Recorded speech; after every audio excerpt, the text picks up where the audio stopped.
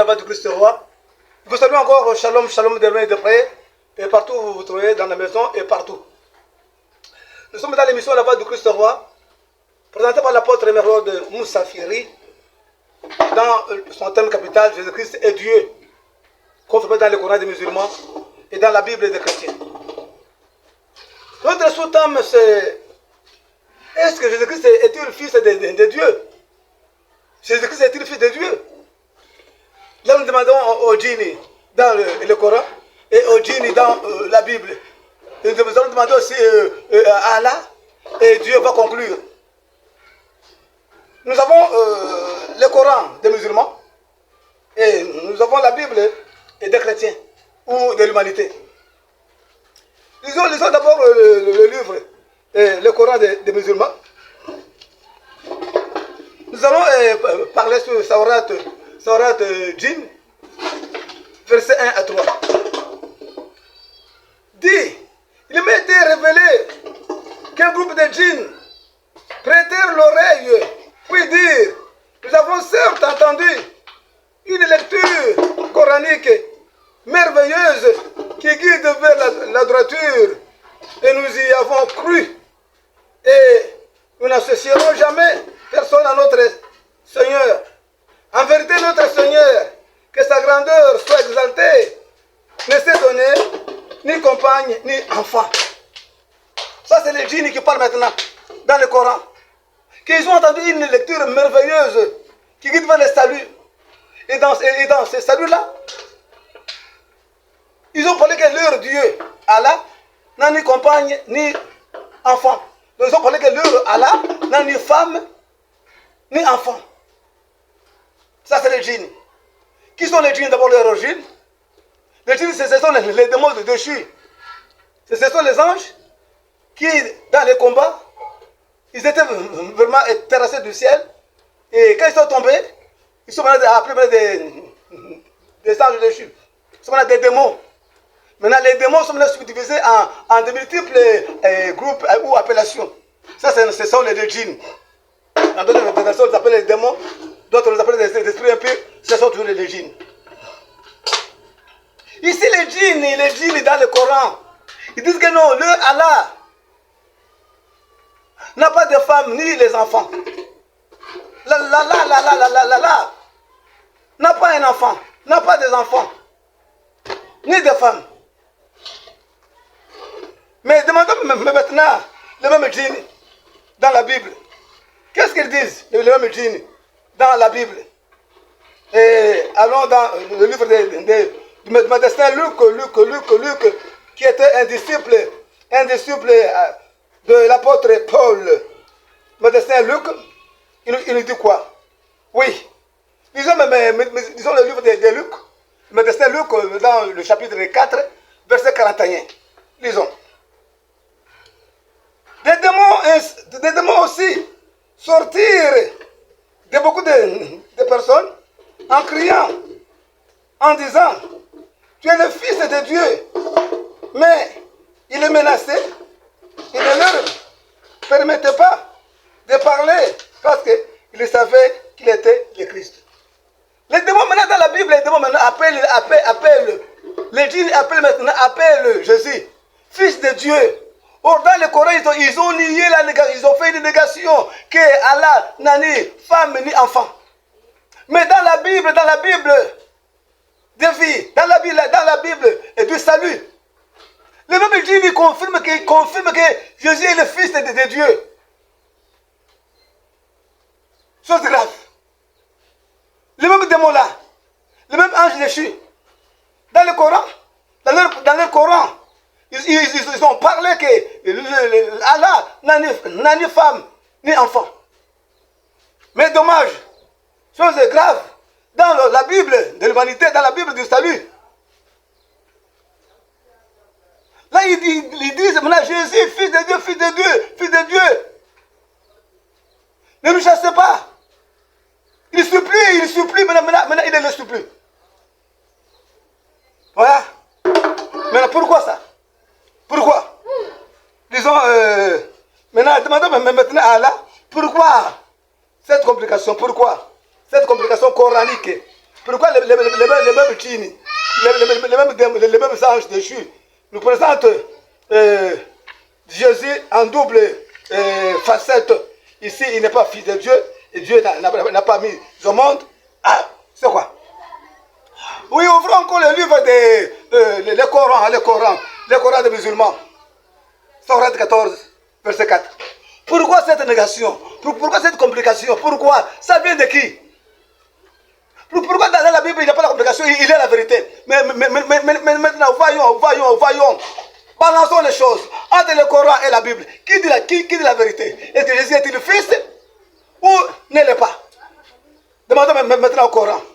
Est-ce qu'il dit la vérité? Pourquoi? C'est le Coran ou bien c'est la Bible? Sourate Ibrahim, verset 14 et verset 4. Et nous n'avons envoyé des messagers qu'avec la langue de son peuple, afin de les éclairer à Allah, égare qui il veut, et guide qui il veut. C'est lui, le Tout-Puissant. Écoutons maintenant, vous avez écouté? Chavirons maintenant dans cette phrase. Chavirons dans cette phrase. Et nous n'avons envoyé des messagers qu'avec la langue de son peuple. On a envoyé les messagers qui? Mohammed. Le prophète Mohammed a été envoyé dans la langue de son peuple. Mais Mohammed parlait quoi? Mohammed parlait l'arabe clair. Il ne parlait pas le français,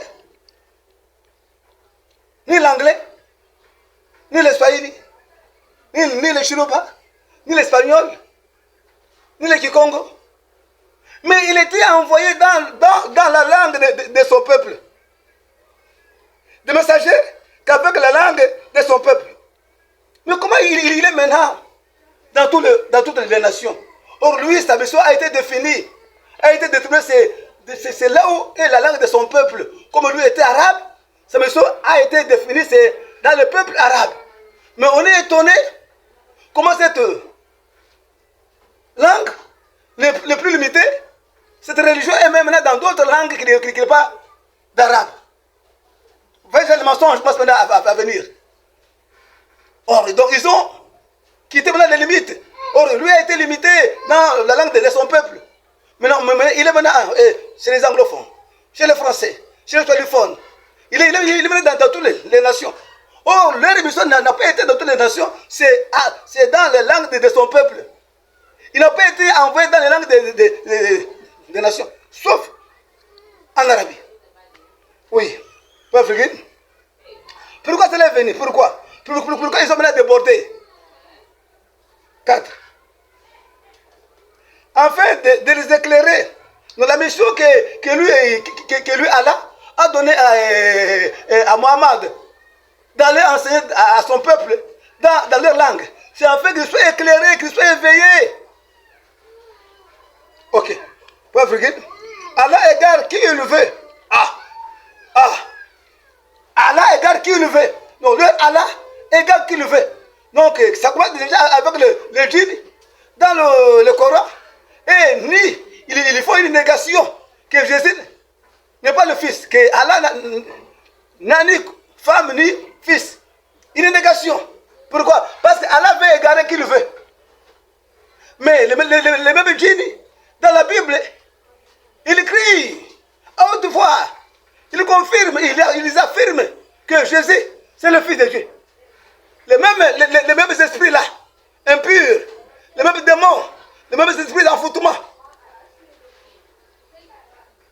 Dans le Coran, il nie que Dieu et que Allah, qui est appelé Dieu, n'a ni femme ni enfant.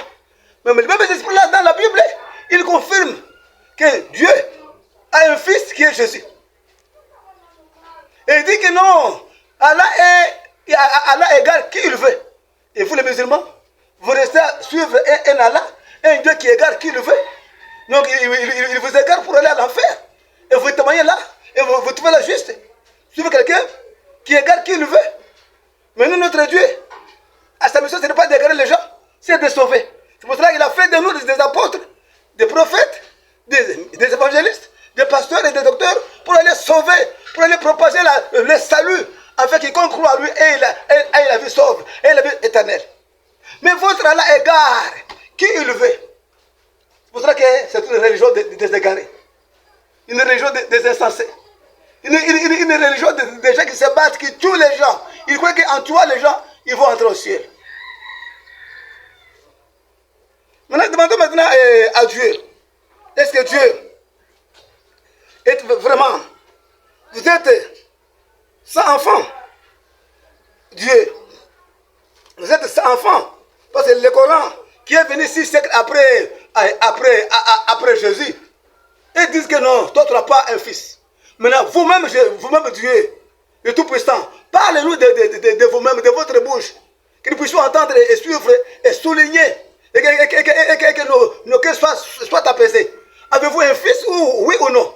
Parce que les djinns qui étaient avec vous aux cieux, qui étaient appelés des anges, qui étaient à votre service, mais qui étaient simplement opposés à vous. Et vous avez envoyé Michael pour les combattre, ils ont été terrassés. Ils ont été vaincus en Ambouila, et jetés, chassés, jetés, comme on jette les papiers mouchoirs. Ils sont tombés en Ambouila. Et en tombant en Ambouila, ils ont ouvert maintenant leur clique appelée Islam, avec leur Dieu du nom de Allah. Et leur Allah dit que lui n'a pas de fils. Est-ce que vous menez le Dieu Tout-Puissant, le Dieu d'Abraham, le Dieu de Jacques, le Dieu de Jacob, vraiment seulement si vous n'avez pas de fils? Oh. Oui, Matthieu 5. Ouvrons le livre de Matthieu, qui était le collecteur d'impôts, et que Yehoshua HaMashiach, Jésus, l'a appelé pour lui donner le salut. Et lui aussi, il a été envoyé pour donner le salut. Il a fini par laisser un récit. Il a écrit. Nous lisons Matthieu 17, verset 5. Dieu parle-nous pour terminer cette phase. Comme il parlait encore, une nuée lumineuse le couvrit. Et voici une voix fit entendre de la nuée ces paroles. Celui-ci est mon fils bien-aimé, en qui j'ai mis toute mon affection. Écoutez-les.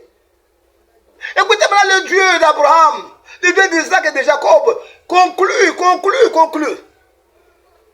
Élie et Moïse apparurent à Jésus avec ses 3 disciples. Et quand ils ont apparu à Jésus, Pierre s'est levé, lui commençait maintenant à dire, à les unir, que non, il faut que je fasse 3 tentes ici. Mais écoutez maintenant Dieu. Il dit non, celui-ci est mon fils bien-aimé. Appelle Jésus son fils, celui-ci. Il n'a pas dit que ce sont mes fils. Il dit celui-ci, mon fils bien-aimé, à qui j'ai mis toute mon affection. Écoutez-les. Et Élie, Moïse et nous tous devons l'écouter. Maintenant, vous voyez comment il a conclu. Comment Dieu a conclu qu'il est le Père. Et comment Allah a conclu qu'il est l'égareur des gens. Vous voulez suivre qui? C'est lui qui sauve, qui nous a laissé, à qui nous devons écouter. Il nous a dit d'écouter Jésus-Christ, son Fils. Jésus qui est la parole spirituelle, la parole de vie. Il dit nous devons l'écouter. Pourquoi on doit écouter Jésus? Parce que lui, c'est la parole de l'Esprit. La parole qui sauve. Les égarés dans le Coran doivent écouter Yehoshua, écouter le Messie, écouter ce Jésus-là, qui est la parole spirituelle qui sauve. Sans ce Jésus ici, il n'y a pas de salut. Écoutez-les. Écoutez-les. Écoutez Jésus. Comment il a dit on doit écouter Jésus? Pourquoi? D'abord, quoi présente ces noms ici? Quoi présente ces noms? Jésus, ce sont les 2 noms. C'est quoi Jésus? Jean 1, 29. Le lendemain, il vit Jésus venant de lui. Et il dit, voici l'agneau de Dieu qui ôte le péché. Donc écoutez Jésus, c'est lui la la parole de l'esprit, quand tu écoutes cette parole de l'esprit, va ôter tous tes péchés qui t'amènent à l'enfer, afin que tu sois maintenant sauvé. Demain de près. Musulmans, sans ce Jésus-ci, vos péchés ne seront pas ôtés. C'est celui qui a la qualité d'ôter les péchés. C'est lui l'agneau qui a été immolé. C'est lui la Pâque. C'est lui la Pâque immolée. C'est lui la Pâque. On doit l'écouter. Parce qu'en écoutant, il va nous amener à la confession, à l'abandon de nos péchés. Et par son sang, il fera le rachat par son sang. Nous serons sauvés. Voilà les Allah qui égare les gens. Et voilà le Dieu qui sauve. Nous a laissé un homme à qui nous devons suivre. Parce que lui, c'est ça le salut. Demain d'après. Qu'Adonai vous bénisse encore. Vous m'avez suivi. Qu'Adonai vous donne encore le poids de quitter votre religion. Je sais que vous aurez des tribulations. Vos parents vont s'opposer à vous. Il y aura des pertes de travail là, vous travaillez. Vous aurez des tribulations. Mais persévérez. Persévérez. Quittez dans l'égarement. Dieu t'appelle. Ton temps est venu aujourd'hui. Là, tu me suis. Demain de près. Frère musulman, demain de près. Ton appel est là. Ton appel est là. Les téléphones sonnent. Écoutez maintenant. Ça, c'est l'apôtre Mère de Moussafir. Qu'Adieu vous bénisse. Au nom de Jésus. Amen.